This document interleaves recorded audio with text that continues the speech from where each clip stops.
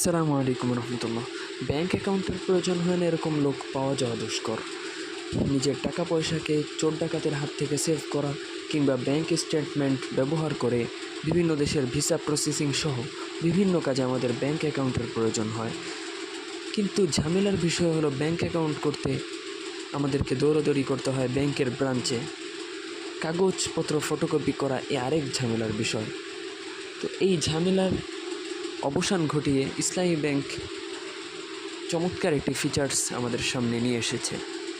তাদের সেলফিন অ্যাপের মাধ্যমে ইসলামী ব্যাংকের বেসিক যে কোনো ধরনের অ্যাকাউন্টই আপনি করতে পারবেন।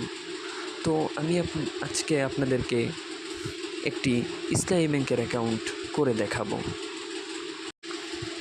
চলুন শুরু করা যাক। একটি কথা বলে রাখি যে আপনাদেরকে অবশ্যই সেলফিন অ্যাপটি রেজিস্ট্রেশন করে নিতে হবে এনআইডি কার্ড দিয়ে। রেজিস্ট্রেশন করার পর আপনাদেরকে প্রথমে তো লগ ইন করে নিতে হবে। লগ ইন করে ওপেন অ্যাকাউন্ট, এই ওপেন অ্যাকাউন্টের রেজিস্ট্রেশন কীভাবে করতে হয় এটা এক সহজ প্রক্রিয়া, এটি আপনি নিজেই করতে পারবেন। আর যদি না পারেন কমেন্টে লিখবেন, আমি ভিডিও করে দেব।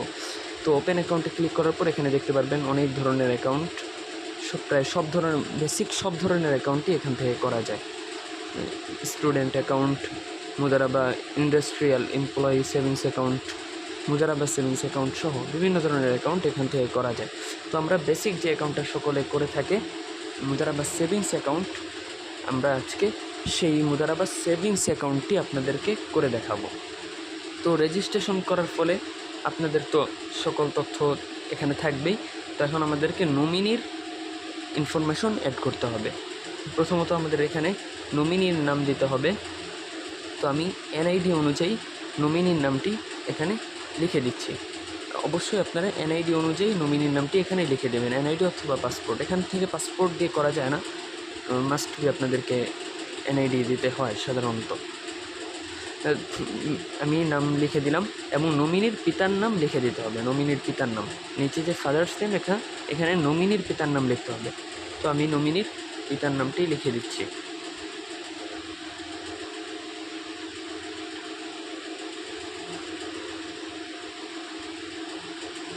এবং নমিনির মাদার নেম লিখতে হবে, নমিনির মাতার নেম লিখতে হবে এবং নমিনির এনআইডি নম্বর যেটা স্মার্ট কার্ডে আছে সেটিও দিতে পারেন, অথবা চাইলে যে অ্যানালগ কার্ড আছে সেই অ্যানালগের নাম্বারটিও আপনি দিতে পারেন।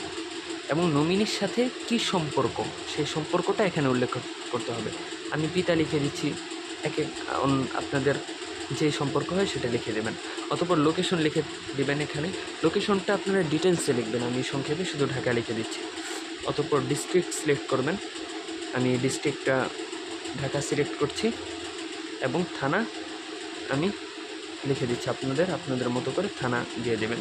তারপর নেক্সটে যে নমিনির এনআইডি অথবা পাসপোর্টের, এখানে এনআইডি দেওয়া ভালো, এনআইডির একটি সফট কপি আপনাদেরকে এখানে সাবমিট করতে হবে এবং এটা আপনি ক্রপ করে যতটুকু প্রয়োজন অতটুকু রাখবেন। অতঃপর নমিনির ফটো, একটি পাসপোর্ট সাইজের ফটো আমাদেরকে সফট কপি এখানে সাবমিট করতে হবে। অতঃপর নিচে যে সাবমিট অপশন আছে, এই সাবমিট অপশনে ক্লিক করলে আপনাদের এখানে সাবমিট হয়ে যাবে। এটি সাবমিট হয়ে যাওয়ার পরে কিছুক্ষণ পরেই আপনাদের মেসেজের মাধ্যমে জানিয়ে দেওয়া হবে। অতঃপর আপনারা পুনরায় লগ ইন করবেন।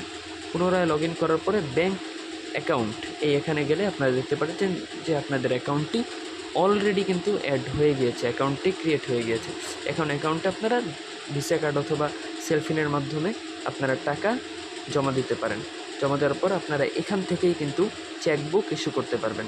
চেকবুক ইস্যু করার জন্য আপনাদেরকে প্রথমে ইস্যু চেকে দিতে হবে। এখন এটি আপনি কোন ব্রাঞ্চ থেকে কালেক্ট করতে চান সেই ব্রাঞ্চ সিলেক্ট করতে হবে। অতঃপর কত পাতা নিতে চান উপরে সেই পাতা সিলেক্ট করে প্রিন্টে দিয়ে সাবমিট দিলেই কিন্তু আপনাদের রিকোয়েশনটি সম্পূর্ণ হয়ে যাবে। অতঃপর আপনারা ব্রাঞ্চ থেকে সেটি কালেক্ট করে নিতে পারবেন। ধন্যবাদ।